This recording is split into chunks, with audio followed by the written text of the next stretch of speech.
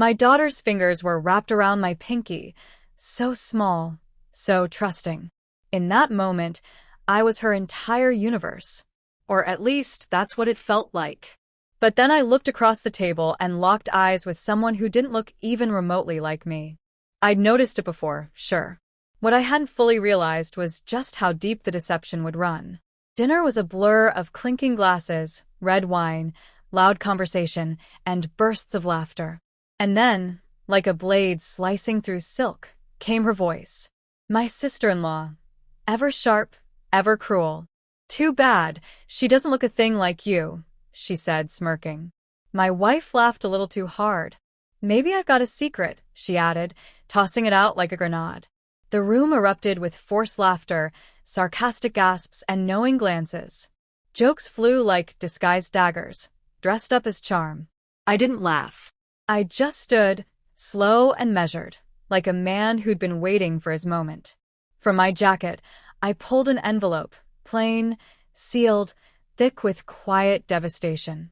Since we're sharing secrets, I said, offering it across the table. The atmosphere shifted instantly. Silence blanketed the room. You could hear the breath catch in her throat. She hesitated, fingers trembling as she tore the seal. One look at the contents and all the color drained from her face, like a curtain being pulled back on a stage no one wanted to see. Let me rewind. We met in college. She was electric, sharp, beautiful, effortlessly captivating. I was the dependable one, the kind you build a life with when the wild years fade. I gave her everything, structure, stability, a future. She told me that's what she wanted. She said passion fades, but safety endures.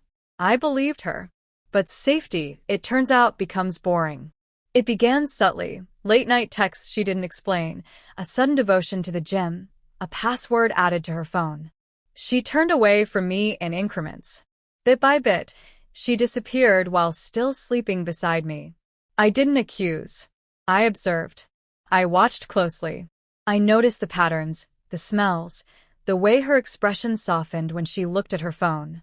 Love doesn't make you blind. It makes you patient, until you're ready to face what's already there.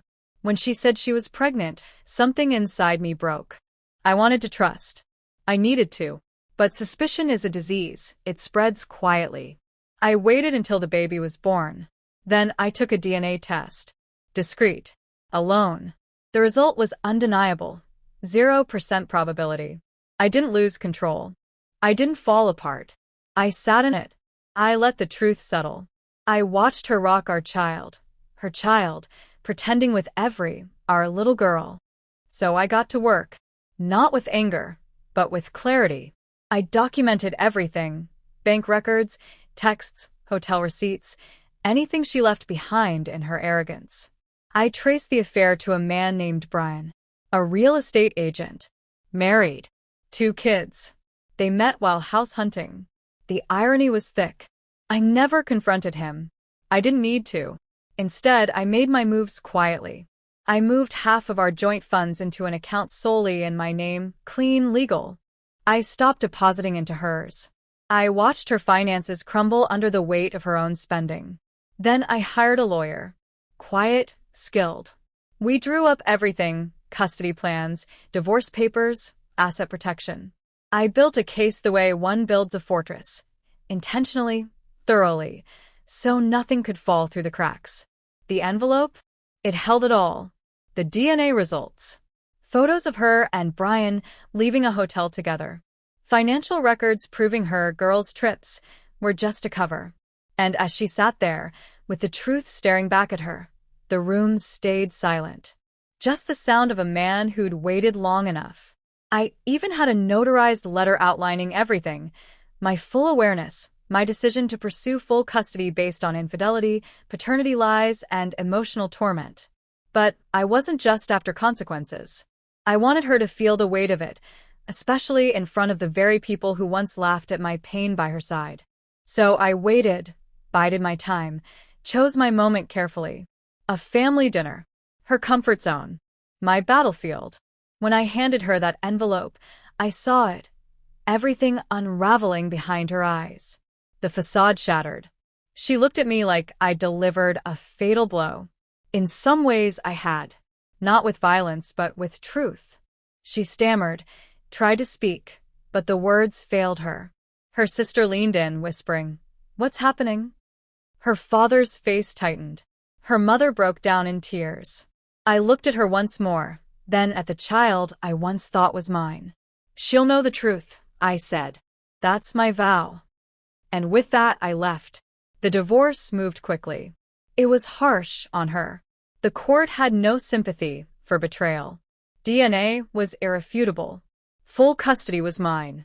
She resisted. She lost. Brian's wife, once in the dark, filed for divorce a week later. Took everything: kids, house, half his earnings. Karma didn't knock. She barged in, documents in hand. My ex? She ended up in a cramped one-bedroom. Her online life faded into near silence. That quiet? It was exquisite. And me? I sleep well. Not because I came out on top, but because I was patient. I didn't lash out. I planned. I moved with certainty. They mistook my silence for weakness. Thought I'd simply absorb the betrayal and smile through it. What they didn't realize is that silence isn't submission. Sometimes it's just the steel of a blade, patiently being honed. And when it finally strikes, it's merciless and clean.